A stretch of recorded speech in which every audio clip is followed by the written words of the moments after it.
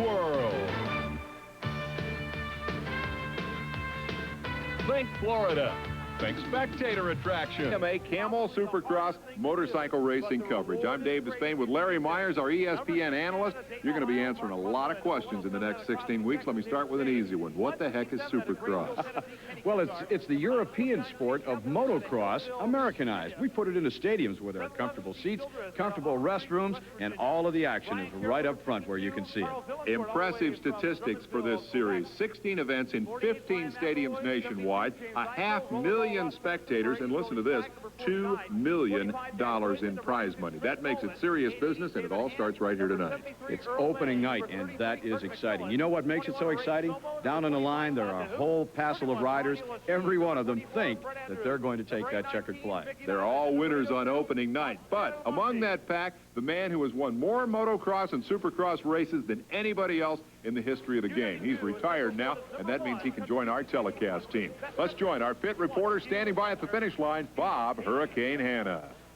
This is the place everybody's going to want to be tonight and in first place. The great riders here tonight, Jean-Michel Bell, of course, last year's champion, Jeff Stanton, veteran Jeff Ward, and newcomer, relatively newcomer, Damon Bradshaw. They had a little fright of rain today earlier, but the sun did come out. The track's in great shape. Nothing out there but the stars now on a great track, looking for some great racing. Back to you guys. Hi, thank you, Bob. Larry, there are legitimate questions, I think, about Jean-Michel Bale's condition and also his motivation coming into this race. There is no question that last year he was the dominant man in Supercross. Let's go back and take a look at the 1991 season in review. Two-time world champion Jean-Michel Bale came to America to challenge Jeff Stanton, the reigning king of Supercross. Stanton was looking for a record-tying third straight championship as the gate dropped here in Orlando to kick off the 1991 campaign. All the pundits of the preseason knew that the Honda teammates, Bale and Stanton, would be rivals. Damon Bradshaw, number 11, demonstrated that he could run with the big guys up front, though he couldn't match Stanton's speed. While those two were battling for the lead, Jean-Michel Bale worked his way through the traffic and became a factor late in the race. This was the beginning of early season Team Honda dominance of the championship. Stanton won the race, Bale finished second, and those two would share the wins in the first 5 races of the series. Larry, it was clear immediately that this would boil down to a two-man championship battle.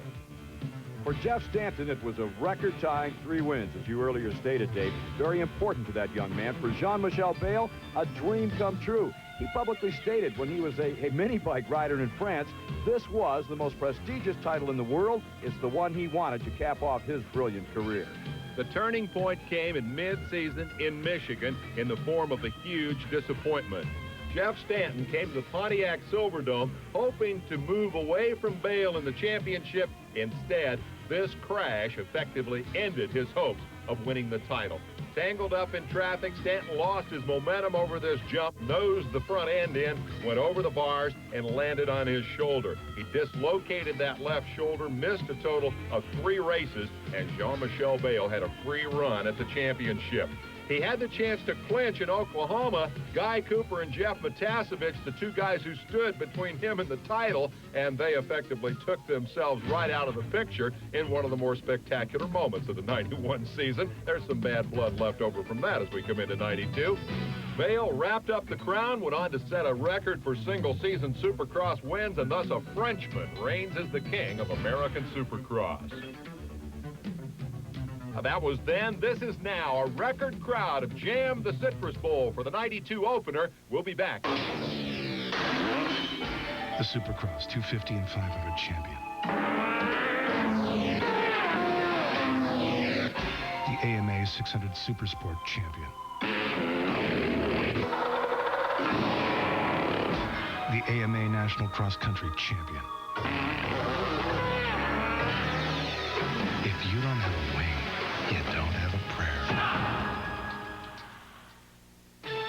Emotion, all-out play, and diving for that loose ball. All on the way to the National Championship. The Elite 8 try to become the Final 4 at the NCAA Women's Regional Finals Saturday on ESPN.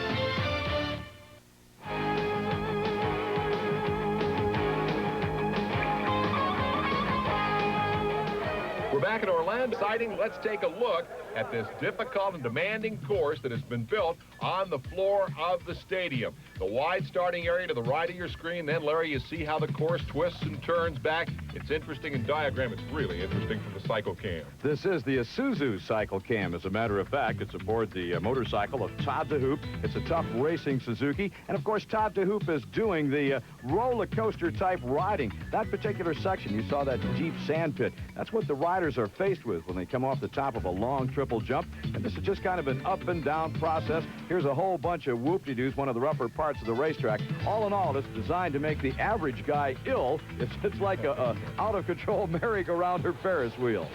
All right, that's the racetrack. These are the riders lining up for the first of 2 heat races. Here's how they qualify for the main event.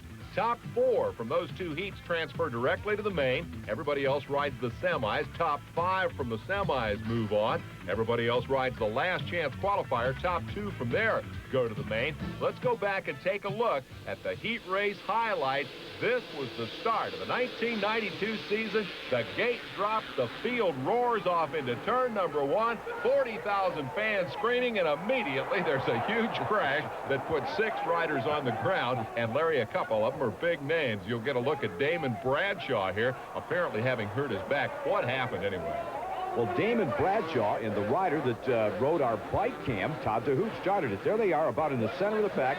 They tangled. They went down. The domino theory, one right after another. Involved in the crash, not only Damon Bradshaw, Steve Lamson, Jeff Stanton, Guy Cooper. Some of the biggest names in the business are going to have to go to semifinals. Now, Stanton rode directly off the racetrack. Had a set of tweaked handlebars. His motorcycle was twisted. He could not continue. Bradshaw rode a lap or 2. Then he went off the track. And meanwhile, Dave, Larry Ward said, hey, your loss, my gain. He took the whole shot, followed by Jeff Matasevich. So as we pick up the battle for first and second, let's note that Bradshaw and Stanton will both have to ride the semifinal, and Larry Ward on the Suzuki comes out of it as the leader of heat race number 1. Matasevich into the sand pit, comes into the season as a big question mark with that broken leg. He's got a pin through his femur. Question is whether or not, Dave, he's ready to race. He's back awfully early. We'll talk about that later. Here's a look at Trampas Parker. Consider this. He is the 250cc world champion. He's never qualified for a Supercross race until tonight. 3rd place in the heat race would put him into the main event, and he can hang on to it. Quite an accomplishment, and also quite a measure of how important this series is. Larry Ward comes to the white flag, leading over Jeff Matasevich. Can't help but remember 1990 when these 2 guys tried to knock each other into the nickel seats up in the Kingdome in Seattle, Washington. That was the only victory of the career of Larry Ward. Tonight he's well on track as the first heat race of the 1992 season sees him dominating his old rival, Jeff Matasevich. Important for Ward, who barely held on to his factory ride last year. And the factory ride is ever so important. They are the riders that are the elite of Supercross. They have everything handed to them, a big salary, and who wouldn't want to be there? There's another reason for these guys to get the gas on in the heat races as we watch Ward pulling away a little bit from Matasevich. He wants to have the fastest heat of the night. Why is that? Well, he does. It's the Coors Light Silver Bullet Showdown Award. The guy that accumulates the most heat wins, or fastest heat race wins, I should say, through the season is eligible for a $25,000 bonus at the end of the year. So Larry Ward takes the first checkered flag of the new season, winning the heat over Jeff Matasevich, Trampas Parker, and Mike Jones. Let's go to Bob Hanna and Larry Ward. First qualifier of the night, Jeff Stanton, Damon Bradshaw, both out of it in a first turn crash, but the winner is Larry Ward, Factory Suzuki. Larry, I saw you do this a couple years ago at Seattle. The crowd was behind you. You totally dominated that race. How do you feel? Well, I feel real good tonight. My Suzuki's running real well. I got a good start. Unfortunately, Bradshaw and Stanton went down. I hope they're both all right, and I'd like to beat both of them in the main. Yeah, you and 40 other guys, Larry. Don't forget, Stanton and Bradshaw both got to run the semi just to get to the main. We go to the highlights of heat race number 2. Great hole shot for Jeff Emig, storming down the inside of the racetrack to turn number 1, going entirely too fast, runs right off the racetrack, takes 3 other guys with him. Opening night jitters for number 8. That's number 20, Eric Kehoe. Kenny Kezar involved. Emig gets back underway. We'll see a lot more of him later. Mike Kudrowski takes the lead. Doug Dubach second on the Yamaha. Here's number 14, Mike Fisher, in a great battle with the 28 of Gene Newmark, the Enzo Racing Kawasaki. And that is the race for third and fourth, the final two transfer spots into the championship main event. Big bobble there by Fisher in that sand pit, which is characteristic of Florida and imported into the stadium here for the Orlando Supercross. As Fisher and Newmark battle, they are pursued by number 1, Jean-Michel Bayle, the series champion, his first race of the new season. A lot of people think the Frenchman may not be very motivated, Larry. Dave, it's hard to tell what is running through the mind of Jean-Michel Bayle at this particular time. Bayle was injured in a Supercross incident in Europe. He's not had the training that he normally would coming into the season opener here in the States. Although the way he's riding right now, it certainly does not show, and he looks highly motivated. But again, those are back markers. Those are not the elite of the Supercross crowd, and we're going to have to wait and see what kind of performance Bayle turns in when he's battling Stanton, battling Bradshaw, and all of the marbles are on the line.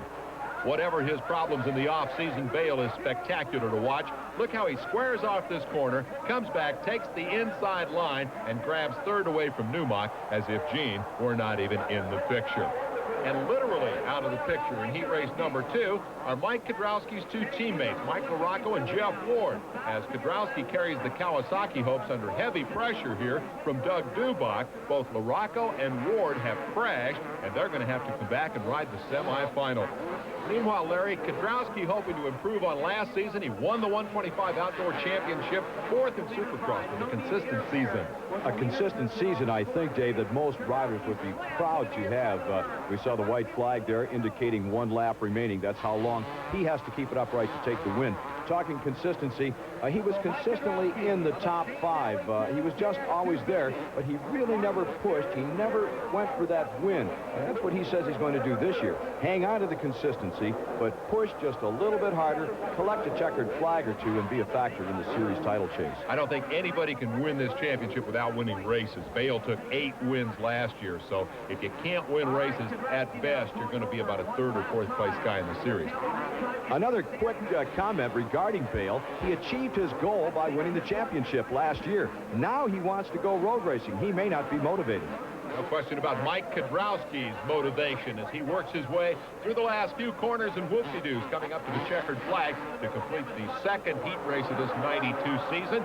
And as Motocross Mike comes up over the checkered flag, a last lap change of positions. Bayle and Dubach swap 2nd and 3rd. So the series champ is the runner-up. Newmark gets the last transfer, and we go to Bob Hanna. Second qualifier, hot and heavy action between Doug Dubach and Mike Kudrowski. Mike, Dubach was hot and heavy on you. Any pressure from him? Yeah, I didn't even know who was behind me. I kind of felt it was my teammate LaRocco or Wardy, somebody like that. I didn't know it was Dubach, but he was looking back. Yeah, I never look back. You look back, you start getting worried and start making mistakes, but I rode pretty good. I missed the triple one time. I kind of over-jumped it, and I didn't have enough drive, but it was a good race. It was my first heat race win for Kawasaki. The heats are complete. Larry Ward and Mike Kudrowski have won them. We'll be back with more qualifying from Orlando right after this. Jeff Stanton is buried in the semi-final. A big crash in his heat race has beaten him up badly. Bob Hanna talked to him about it. Jeff, you had a good start the first qualifier. It looked like some guys were piling in on the backside of you. What happened? I really don't know what happened. Like you say, they just kept piling from behind, and next thing I know, I'm on the ground getting run all over. But here we are, ready to go again. Are you ready to go in the semi? Yeah, I messed my face up a little bit, but I'll be all right. No bones hurt or knees twisted? No, nothing twisted, just bruised. Just make you a little tougher for the semi. It sure does. 43. Well, Stanton looks like he's been in a street fight, and don't forget his title rival Damon Bradshaw is in this semifinal with him. They were both involved in that big crash. Drop of the gate, we're underway. Down they thunder into turn number 1, and Brian McElroy gets the start of his life as everybody else comes bouncing off the hay bales and through the first couple of turns. And look what happened to McElroy, Larry. Well, you know, you don't have this opportunity. You're in front of a lot of fans and friends, and bingo! He goes down. No one pushed him. He just went down, took a bite of ground. Local boy from Florida got pretty excited and overplayed it just a little bit. Here's the battle up front, just as you would expect. Number 4, Bradshaw, and number 2, Stanton, doing in the semifinal exactly what they expected to be doing in the heat. That is, racing each other for the transfer spot into the main event. Inside move by Stanton, not enough as Bradshaw holds the line and the lead. Damon says he is much better prepared for this season than he was last year, although it certainly got off to an awkward start with that crash. Here is the battle for third. Number 25, Todd DeHoop. Number 16, Steve Lamson. Familiar names? Yes, indeed. They were also involved in that big crash in turn 1. And behind them comes Guy Cooper, the 5th member of that group, who hit the hay bales in number 1. That says to me, Larry, that would have been a heck of a heat race if they hadn't all fallen down. Indeed, it would have been. Instead, it's a heck of a semi. Guy Cooper blows by Todd DeHoop. He takes over the number 4 position. Immediately in front of him, Steve Lamson, rider number 16 on the Suzuki, is in third. While Cooper is clearly charging, I don't get the sense that Stanton is putting a lot of pressure on Damon Bradshaw. I think at this stage of the ball game, both Stanton and Bradshaw, experienced veterans, are concerned with qualifying. They've been on the ground once. Both of them, I think, physically shaken. And I think they would like to come through this heat race unscathed and to find themselves on the starting line when the gate drops for that main event. That's the concern right now, Dave. Doesn't pay any extra money to win the semifinal rather than finish second. Stanton's a smart guy. He's not going to take any chances, especially against the rider of Bradshaw's caliber. Meanwhile, Cooper is going after Lamson like there was no tomorrow. That's Guy Cooper's makeup. You know, all he sees is a rider in front of him, and he's not thinking of tomorrow. He's only thinking pass, pass, pass. And another consideration might be, Dave, he may not know what position he's in. He may think that he needs to pass 2 or 3 other riders to qualify.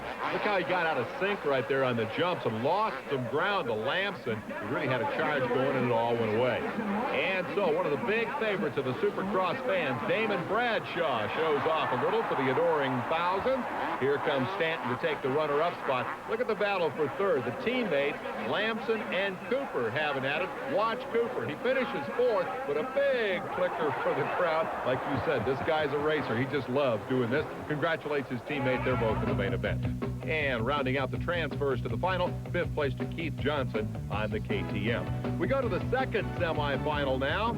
We will see the Kawasaki teammates Jeff Ward and Mike LaRocco again. Heat race crash victims as they charge into turn number 1. The lead goes to Eric Kehoe, number 20, as the rest of the pack again bouncing off the berms and the hay bales there, trying to get through that first turn. Kehoe got a great start. Number 7 is LaRocco into that second spot, and that's Mark Musselman on the outside of LaRocco taking over third.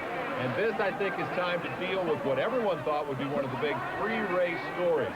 The start of the farewell season for number 6, Jeff Ward. You're going to have to search to find him. There he is, a glimpse of him running in 5th spot.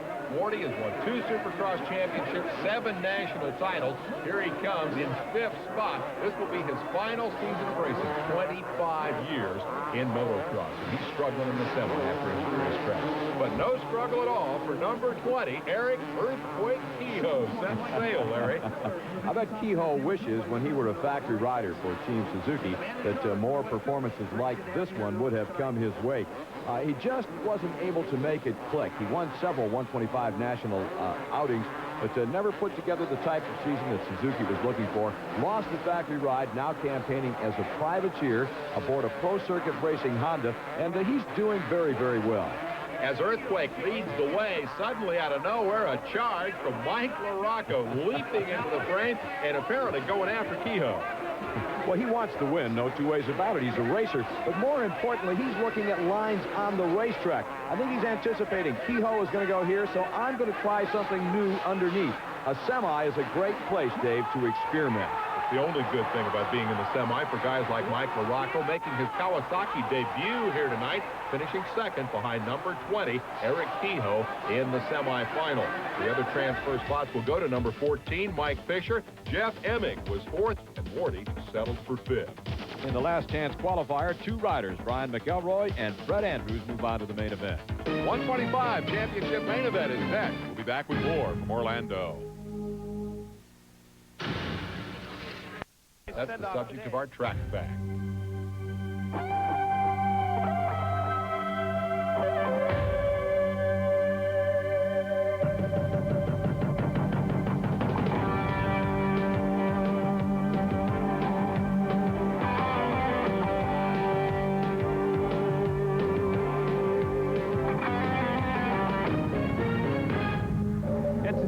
It's dramatic and it's dangerous. It's called the triple jump, and it's an anxious moment in every Supercross rider's day. The fans view them, you know, they see us jumping 65, 70 feet in distance, about 15, 20 feet high, and they think it's great. You know, for us, though, it's everyone by the main event does the triples, and it's kind of just more or less a straightaway. It's never a good feeling knowing that you're going to come up short on a triple, but you just got to prepare for it the best you can. Well, if you have plenty of run like we have out here today, they're a piece of cake, but it's when we have only like 10 feet and everything's got to be perfect and 20 laps of race, and, you know, there's bound to be a mistake once or twice. And but I think for the crowd, I think they have to be there just so the landing's safe also. While each rider views the triple jump differently, there's no doubt how the fans feel. To know is why you're sitting over here by these triple jumps. Great action, how high they get, just great. Is it the best spot on the track? Definitely. How come you two ladies are sitting so close to the track down here? We like the triple jump. Did you bring your cameras? Yes. Derek, how do you like Supercross? I love it. How do you like the triple jump? I love it. I'm glad the fans love them, and I'm glad of one more thing, that they weren't quite so far away when I was still riding. At my age now, I like these triple jumps from the stand. Well, I don't get the idea that the Hurricane's coming out of retirement anytime soon. Fans on their feet. Dave Despain with Larry Myers in Orlando, Florida, less than 30 seconds away from the start of the 125cc main event. Tell me about the class. Well, the first thing you need to know, it's going to provide some of the most exciting racing of the evening. It always does. Why? Because we're looking at youngsters that are making their mark in Supercross competition. It's the first step before becoming one of the big guys. 16, 17, 18 years old. They're set for excitement. They're set to win, and the gate is about to go. There's the launch. The first 125cc main event of the year is underway. Jimmy Button has the lead down on the bottom, challenged by Jeremy Buell. Whoa, Tim Ferry off the racetrack. 22 guys went into the turn, 21 came out, and the battle for the lead finds Buell taking over the spot. He had that inside line. He gets it back away from Button. And here is number 117, Ezra Lusk, 16 years old. And after watching this guy fly all night, everybody's talking about him. He is a flyer. He loves to jump, and he does it with style and grace that really is well beyond his 16 years of age. He's going to be a factor in this season. Brian Swink right behind him, rider number 1. He's the defending champion of this East Coast Regional 125 contest. And he's chasing Ezra Lusk, as a matter of fact. Swink didn't get the great start. In fact, it's Buell and Button having the battle out front with Lusk in the third spot. Brian Swink's number 1 plate indicates he's the champion of the Eastern region. Later in the series, we'll go out west and see a different group of riders and, in fact, a different number 1. Right now, Swink is 4th, and his former teammate, number 36, Buell, leads the race. Well, just 1 year ago, both Swink and Buell rode under the banner of Pro Circuit Peak Antifreeze Honda. Swink this year going to Suzuki. He took the number 1 plate with him. Good time to make the point that Buell's Pro Circuit Honda is kind of a shadow factory effort. So, too, is Button's DGY Yamaha. The factories don't have a contract with these riders but farm their support out to these other teams. And now and Button is on the ground. He just got crossways in the sand and went down. Take another look at it and see what happened to the man who was running second. Well, it started when he landed off that jump. He lost all his momentum going up the face of the sand pit. He got on top, front end just washed out from underneath him. But if Jeremy Buell thought he was going to get a break with Button's demise, forget it, because here comes Ezra Lusk, the 16-year-old sensation from Bainbridge, Georgia, factory team Suzuki rider, and he is all over the leader. This is the first major professional race of Ezra Lusk's career, and I must say I'm surprised and I'm impressed. Surprised because you wouldn't think a youngster would have the moxie to hang in there the way he's doing, and impressed, well, obviously impressed. He's doing a heck of a job. But Larry, it's one thing to run up front early in the race. It's another to be there at the finish. We'll find out whether 16-year-old Ezra Lusk is up to that task as Jeremy Buell continues to lead for the moment. We'll take a quick look at the top 5 and be back with more from Orlando right after this timeout. A few years back, to Orlando, Florida. The 1992 AMA Camel Supercross Series packed with action thus far. We're in the 125cc main event, the first of two championship finals tonight, and you are watching an impressive debut for number 117, the rookie pro 16-year-old Ezra Lusk, battling a veteran of this 125 class, Jeremy Buell of London, Ohio. What do you think? Is Ezra for real? Well, for sure, he's for real. He's gone this far without crashing. That tells me he's for real. What's happening right now, though, is Jeremy Buell is taking every line that he possibly can to block Ezra Lusk. Ezra Lusk, in the meantime, is switching lines, trying to make the pass, and that, Dave, has allowed that man, Brian Swink, to catch up. And the question in my mind, Larry, is whether Brian Swink wants to get in there and mix it up with these two guys early in this race, or does he want to kind of hang back and feel this kid out a little bit more? I think Brian Swink's strategy would have to be, let's see what happens. He's content right now to watch the battle in front of him. He knows, obviously, he is the superior rider, but why stick your wheel in there? Why mix it up with him? See, he went to the inside, but he backed right out of it. Why get involved in some kind of a fracas if you can avoid it and maybe make a good clean pass later in the race? Well, he is certainly staying close enough to make the move, but as you point out, he's not putting himself in any kind of a position of jeopardy. Instead, he's letting Buell lead it and letting Ezra Lusk put the challenge on. I think it's a good time to make the point that these kids like Ezra Lusk, by the time they get to this stage in their career, have a tremendous amount of experience. Yes, he's a 16-year-old kid, but like, for example, Jeff Ward, he's been racing all his life. He started on mini bikes. That's what separates these American riders from their European counterparts. The Europeans don't have that kind of system. They don't get that experience early. So by the time an Ezra Lusk is 16 and comes to Orlando, he's ready to race. He knows the business. Well, he's been in a Supercross or two because there is a very strong amateur Supercross series, and look at Lusk. He went for the pass. Buell got in his way. He almost lost it, cut back to the inside, and saved it. Dave, for a man of 16 years old, limited experience in pro racing, that was an excellent move. Larry, there's one place on this racetrack where I see Lusk doing something different, and coming up right here. That's a set of jumps. Now watch, you'll see Jeremy Buell. He double. Look how high, how far Ezra Lusk goes. He triple jumped that. Every time he does it, he gains ground. Lusk clearly the caution to the wind charger in this pair as they and they bump. They collide. He knocked Buell off the racetrack. Lusk threw a shoulder into him and sent Buell flying. Let's take another look. Here comes Lusk on the inside. Buell shoots down from that bank corner. Bang! The lines intersect, Dave, and it's history.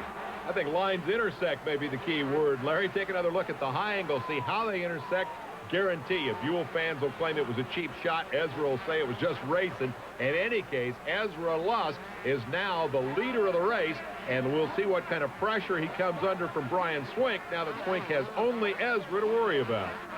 You remember your question, is Ezra Lusk for real? What do you think now, Dave? Well, I think he made Jeremy Buell a believer, but I think maybe the real test is lurking right there behind him, as you pointed out earlier. Brian Swink is the class act of the Eastern region. He's the series champ. You speculated that he was holding back and waiting to see how the Buell-Lusk battle would come out. We now know the answer to that, and I think he's going to go after it. He is. Look, he's moved to the rear wheel of Lusk. He did it immediately. He's just biding his time, looking for a point, and he's going to look at him, switch lines. A beautiful move on the part of Brian Swink to avoid, as he makes the pass, to avoid running into the rear end of Ezra Lusk. That could have put them both down. Yeah, Larry, I think that's worth another look as well. Ezra Lusk loses his momentum in the sand. He comes almost to a halt, and Brian Swink at the last second swerves around the outside, and he ends up actually making the pass. Good move by Swink, who takes the lead from Lusk. Lusk will certainly be the man everybody will be talking about however this one comes out tonight. But as you can see here, he has no speed to match the series champ. Here is Jimmy Button. Button crashed earlier. He has come back to run third. It's important when you crash not to lose your rhythm, not to lose your momentum, not to lose your focus on those all-important series points. So it's a good comeback here for Jimmy Button. The lap's beginning to wind down in this 125 final. Take a look at the top five. Swink, Lusk, and Button, followed by Doug Henry, and Jeremy Buell, after his tangle with Lusk, is back up to fifth. We'll be right back. He breaks a tackle into 5, slides into second, rounds the backstretch, dribbles between the legs, shreds the mogul, catches air, skates past center ice, serves an ace, connects. The Suzuki Dual Sport 350S. the ultimate cross trainer. And what a ride!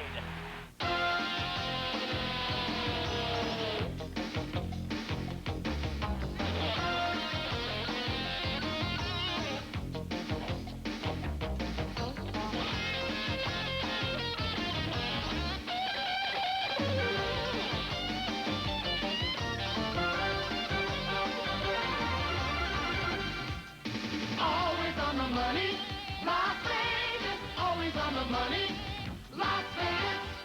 Tie game. Back after this. Twist off 7-Up caps and win as the Uncola celebrates the 100th year of basketball. Collect all the 7-Up caps you can, because if you spell Y-E-A-R, you'll win a $10,000 college scholarship or win a Spalding mini basketball instantly. So collect your Uncola caps and win. 7-Up employees not eligible. Win part of $1 million in scholarships from 7-Up, the Uncola. We got it, we got it, we got it, we got it, you got it, you got it, you got it, you got it, we got it, we got it. If you've got to have it, there's no better time to get it. We got it, we got it, we got it, you got it, you got it, you got it. The Suzuki We've Got It flexible financing. Come and get it. We're back in Orlando, Florida, the Citrus Bowl, hosting round one, the series opener for the 1992 AMA Camel Supercross Championship. Little bobble there by number 1, Brian Swink, who's putting on a riding clinic here in the Eastern Regional 125 Championship Series opener. This is the early race leader, Jimmy Button. He crashed, now sits in 3rd spot. There's very little chance, I think, of catching up at this point. He's riding very well, but he's just too far behind the leader to have any chance of pulling out the victory. And sandwiched in between these two, Ezra Lusk, the youngster who's been so spectacular tonight. Larry, we saw a little bobble there earlier for Swink, but I don't think this guy's in any real trouble.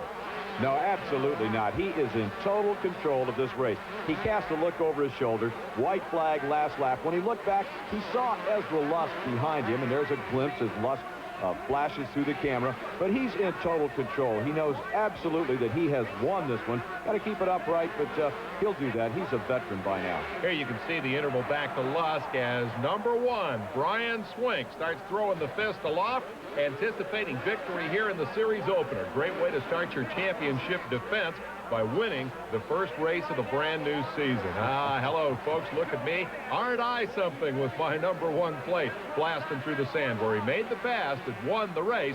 At least he thinks he's won the race, Larry. Lusk isn't that far back.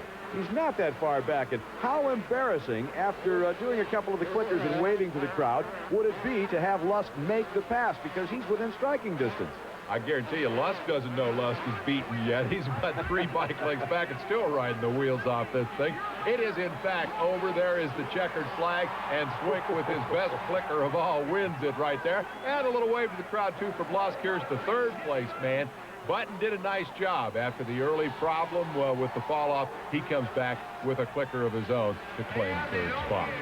Take a look at the top 5. Swink, Lusk, and Button the top 3. Buell got around Doug Henry late in the race to take over 4th. Jeff DeMent, another youngster, was 6th. Pedersen, Karsten, Edwards, and Coleman. Let's go to Bob Hanno with the winner, Brian Swink. Brian Swink, there's a reason why that number 1's on that bike, and we all got to see it tonight. That was a fantastic ride. Tell us a little bit. Yeah, I just tried riding smart, wait until the end. Just rode smooth, let them guys do what they wanted to do out front.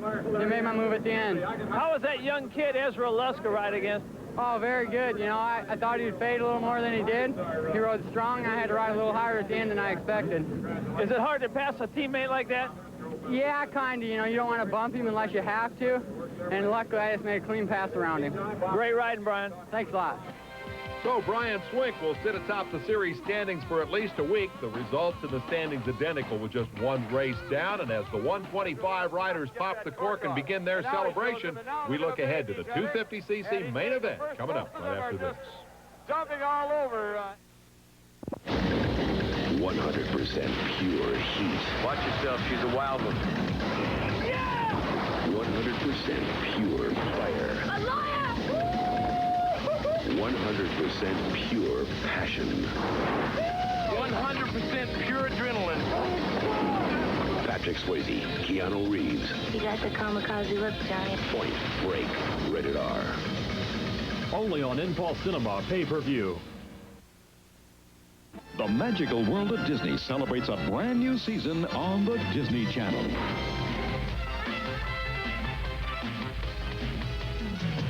Catch the magical world of Disney to see all your favorite Disney movies, Disney classics, and the original Disney Channel miniseries, Great Expectations. The Sunday night family tradition continues with the magical world of Disney, only on the Disney Channel.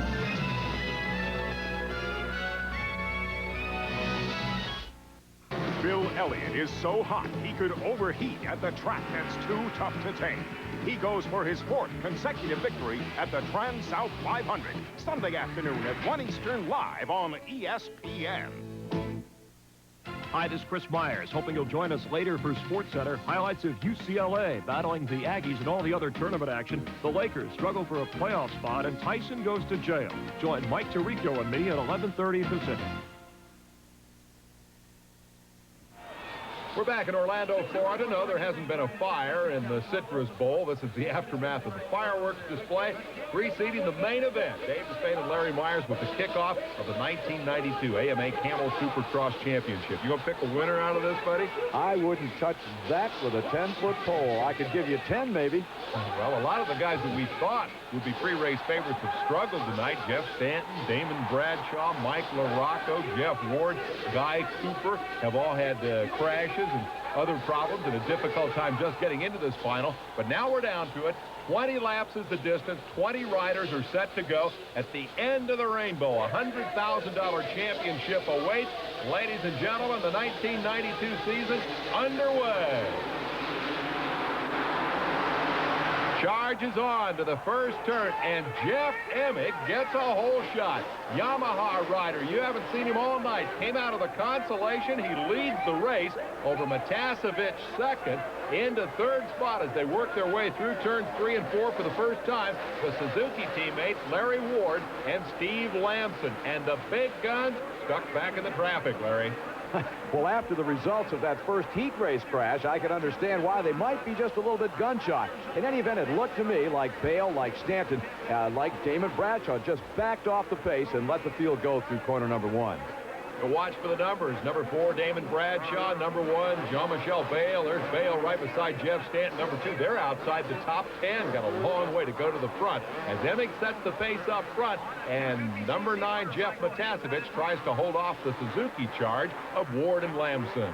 I think it's going to be interesting from this point on. Jeff Matasevich is really not pushing Emig. As a matter of fact, he's letting Emig go, and Emig has opened up about a 4 or 5 bike length lead as we watch the rest of the field come through. Matasevich is in effect, maybe because of lack of training, that injury that you mentioned earlier, Dave, holding up the rest of the pack. Lamson has moved around Ward to take over third. Now they're side by side in the race for third and fourth and give the spot back to Larry Ward. Behind them, the challenge from the 5th place man, Mike LaRocco, trying to get something going here in his debut for Team Kawasaki. He is alongside the youngster Lamson and makes the pass to pull off 4th spot. His teammate from last year, number 10, Larry Ward, solidly in third. He'll be the next man in LaRocco's sights. Meanwhile, Jeff Emig out front.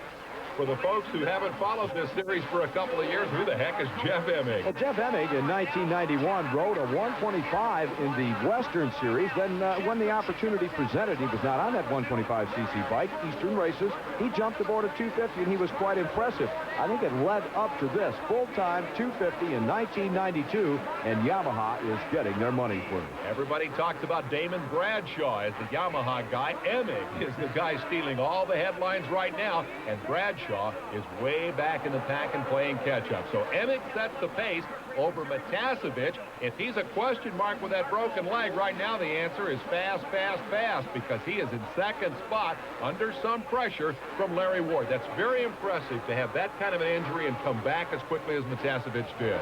Well, the question in my mind, can he keep it up? Is he going to run into some kind of a fatigue wall as this race progresses? Meanwhile, no fatigue out front. Emig is flat, getting the job done. I'm impressed. Ward trying to put some pressure on Matasevich. Larry was a heat race winner here tonight after the big crash for Stanton and Bale in turn 1. He'd like to take advantage of any Matasevich weakness and get himself into second spot, perhaps mount a challenge at Emig. I'm impressed at the gap that Emig is maintaining here. Matasevich is certainly not able to match the speed of the leader, and for the moment, what a shocker. Who would have expected that 5 laps into the first race of the season, the guy we'd be talking about is Jeff Emig. Not that he's not a great rider, but he certainly knows Jean-Michel Bale. Here's the battle for second place, and it is tightening up. Matasevich is under pressure from Ward. Ward, in turn, is being pursued by LaRocco, the man on the move. Number 3, Kedrowski, is now 5th. Could be a big night for Kawasaki with 3 men in the top 5. Let me throw one more at you. Right behind Kedrowski, rider number 4. He'll come into our view here in a second. There he is, Damon Bradshaw. He has come from out of the top 10. He is the fastest rider on the racetrack right now. Look for him to be a factor in this one before it's over. A night of surprises, certainly, in Orlando, and I think that's one of the appeals of Supercross, the fact that it is indeed a pretty unpredictable ball game that unfolds in these stadiums back and forth across America. Who would have picked Jeff Matasevich to run second, and this is first race back after that big crash. LaRocco battling with Kedrowski. The Team Kawasaki guys headed for the front. LaRocco, winner at the Las Vegas Supercross last year. Kedrowski has never won a Supercross, so this could be a big night for either of these guys. LaRocco seems to be the most aggressive man in the top 5. Look here as he moves inside, forces Ward out of position, takes over the 3rd spot. LaRocco closing in on his other teammate, number 9, Jeff Matasevich. Good 4-man battle right there. LaRocco is on a roll. You mentioned the word, or you said rather the word aggressive, and that's almost an understatement. LaRocco came through that set of whoops. He invented a line all over the motorcycle. Oh, and look at the bump. Hey, that was Kedrowski bumping, blasting his way past Larry Ward. That'll move him into 4th spot. He doesn't want to let LaRocco get away. It shakes up the top 5, and we'll be back with more from Orlando right after this.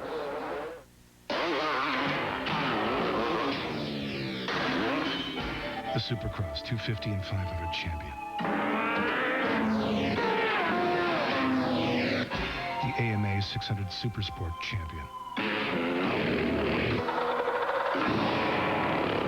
The AMA National Cross Country champion. If you don't have a wing, you don't have a prayer. Men admired him. Here's to you, fellas. Let's have a hell of a season. Women loved him. Where have you been all my life, Baby Ruth? But how he played the game was only half the story. Are you Santa Claus? Well, no, kiddo. I'm Babe Ruth. You're making more money than the president. Why not, sis? I had a better year than him. Anyway! John Goodman, Kelly McGillis, The Babe. Rated PG. Starts Friday, April 17th. We're in Orlando, Florida. You tuned in to watch Jean-Michel Bale, Jeff Stanton, Damon Bradshaw. Instead, you're seeing Jeff Emig, Jeff Matasevich, Mike LaRocco. What's going on here? LaRocco puts an inside move on Matasevich, takes over 2nd spot in the opening round of the 1992 Camel Supercross Series. It has been a night of surprises indeed. The big names are still working their way through the traffic. You'll get glimpses of Jeff Stanton as this pack work their way over the jump. Stanton is now up to 5th spot. That is the best of the big names. Bradshaw has crashed and gone to the back of the pack, and Bale has just been cruising around. The series champ is sitting at the tail end of the top 10 with problems that perhaps he'll be able to explain after the race is over. Larry, I get the impression as we watch this battle for 3rd that the pace of this race is changing. It indeed. As a matter of fact, some riders being left behind. Matasevich most notably. He was just passed by Kedrowski. There goes Stanton. Stanton nailed the triple. He takes over the number 4 position. Kedrowski now up into 3rd, and that puts Matasevich all the way back to 5th. Matasevich hit that wall you talked about earlier? That's the one. Matasevich is flat running out of gas, and frankly, I don't know how he has kept it up there as long as he has. Remember Jeff Matasevich coming off the broken leg. Stanton basically making up from a terrible start here. He crashed in the start of his heat race, had to run the semifinal, but he is now the man on the move going after Kedrowski and number 7 LaRocco. They are the Kawasaki teammates, and they now sit in second and third spot in the race. They're behind the leader, Jeff Emig, who has set the pace from the start in a big surprise here in the series opener. Stanton, you got to feel like a freight train. He is. He has the momentum. The adrenaline is flowing. Now, I think that Jeff Emig is riding a little on the conservative side. I think that he's looking for a good, strong finish here. He should not be, because the riders that are coming up are faster than he is.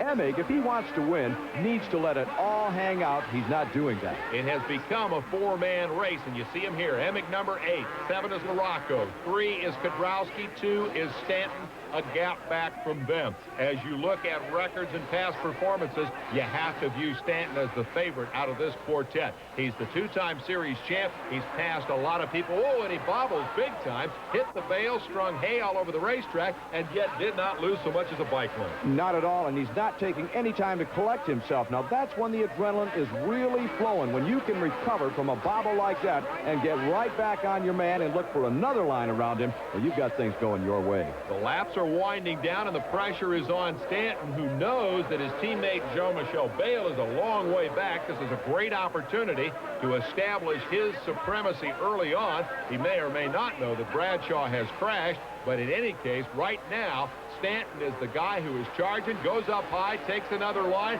goes after Kedrowski. Motocross Mike grabs a big handful, does a double jump, and retaliates and holds on to the spot. Good racing here. This is what we expected to see through the whole night. Well, we're seeing it now, and it is exciting. Now, one of the things that we need to point out here is that Mike Larocco is now starting to pressure Jeff Emig. Emig has not had pressure on him all night long. How will he? That's how he's going to react.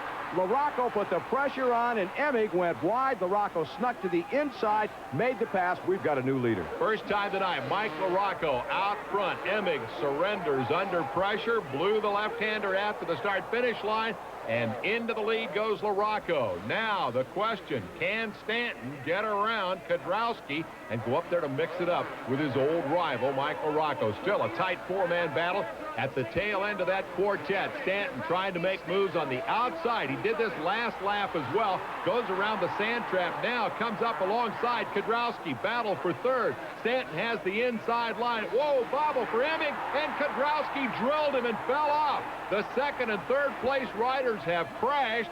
Stanton will go to second spot. Big development here. That's going to shake up the top 5. We'll take a look at it when we come back. Mike Larocco leads the race. Stanton is second. Jeff Ward moves up to third. Matasevich is fourth, and Larry Ward is fifth. We'll be back after this. Orlando battle for the lead. Mike Larocco on the Kawasaki out front of Jeff Stanton, the two-time series champ.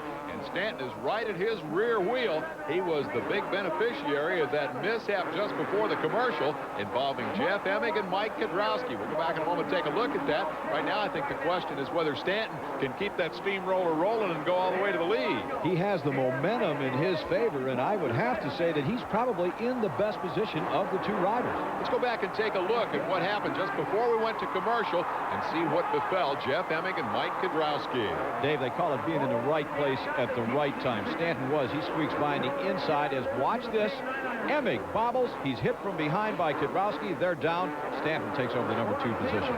And from there, Jeff Stanton has ridden right to the rear wheel of Mike Larocco, making his Kawasaki debut here in 1992 with a golden opportunity. I'll tell you what, you get hired by a new team, nothing better than going out and winning the first race.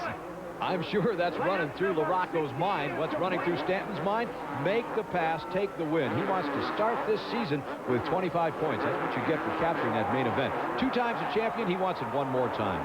He's running out of laps and running out of time. Larocco has been smooth, consistent. He's covering the inside and keeping Stanton at bay. And so the pressure, oh, look at this move. He belts him. He does indeed. Going into the corner, he got to the inside of Larocco. And what really surprises me is Larocco did not go down because he hit him a pretty good lick. Anyhow, Larocco holds on to the number 1 spot. Stanton still chasing.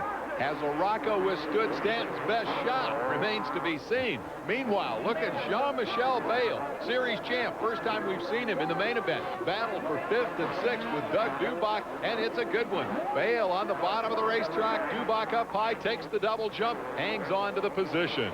Well, Bale with that terrible start has worked his way, up this far, and it looks like he's going to be mired. They're probably tired by this time. Not a great start for the series champion. Bale undoubtedly happy that there are 15 more races after tonight. Number 7, Mike LaRocco, hoping there are 15 more just like this one. He's about to lap Guy Cooper. White flag is out. I think he's got him covered, Lair.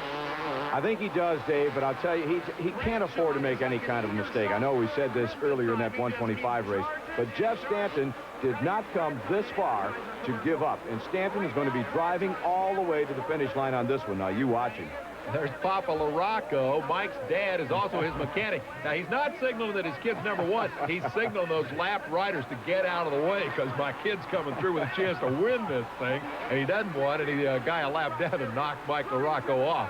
Stanton is still there, potential perhaps for some kind of a miracle, but LaRocco is headed for home. Here comes Stanton trying to make one last. Whoa, and Stanton is off the motorcycle.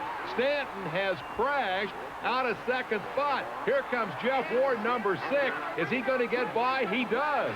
Ward, starting his final season of Supercross, will finish second to Mike LaRocco. Big development on the last lap. LaRocco wins it. Here comes Ward turning for home. Stanton crashed on the next to last set of whoopsie-doos and will settle for third spot. Quite a finish to an unbelievable night here in Orlando. As 37,000 fans come to their feet to salute this man, Mike LaRocco, let's take a look at the results. LaRocco the winner over Ward and Stanton. Bradshaw up off the ground back to finish 4th. His teammate Doug Dubach 5th. Bale, the series champ, 6th. Ward, Emig, Kedrowski, and Lamson round out the top 10. Let's go to Bob Hanna with Mike LaRocco. Well, with the winner, Mike LaRocco, first ride on Team Kawasaki, first ride in 1992, and you pull up the lead. How's it feel? It feels great. I'm on a new bike. Things were questionable going in this race, but I felt real good, and Stan was riding a better pace, but I was on front, and in a track like this, you do what you got to do to keep behind you. How about your teammate finally, Stanton, going down the last lap, and your teammate coming in second? That make you feel good? Yeah, it feels real good. It's good for Kawasaki. We win the opening round with the first 2 places, so it sets us up good for the series. Great ride, and good luck the rest of the year. All right, as we check the series standings, Larry Myers, final thoughts on the opener. Well, what we saw here this evening is not what we'll be witnessing throughout the rest of the series, I assure you of that. The hot guys were back in the pack, had to work their way forward, and the very fact that there was time for them to do that tells me that it's going to be a tight battle among 2 or 3 riders. For tonight, Mike LaRocco is the hero. We'll have a whole lot more next week from the Houston Astrodome. Until then, Dave Despain. For Larry Myers and Bob Hanna, so long, everyone.